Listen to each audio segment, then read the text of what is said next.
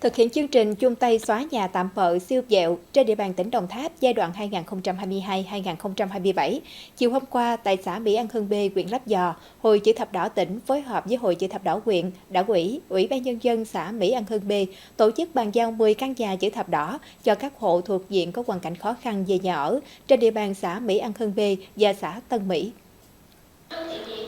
Các căn nhà được xây dựng đạt chuẩn 3 cứng theo tiêu chí nông thôn mới với tổng kinh phí xây dựng 270 triệu đồng. Trong đó Đoàn Thiện nguyện Nghĩa tình quê hương thành phố Hồ Chí Minh hỗ trợ 100 triệu, Ban trị sự Giáo hội Phật giáo Hòa Hảo xã Mỹ An Hưng B, huyện Lấp Vò và Ban trị sự Giáo hội Phật giáo Hòa Hảo xã Phú Điền, huyện Tháp 10 hỗ trợ 14 triệu 500 ngàn đồng. Tổ cất nhà tình thương số 2 xã Định Yên hỗ trợ 95 triệu 500 ngàn đồng. Phần còn lại do gia đình đối ứng thêm. Tại buổi lễ bàn giao nhà, đơn vị tài trợ cũng trao nhiều phần quà cho các hộ gia đình.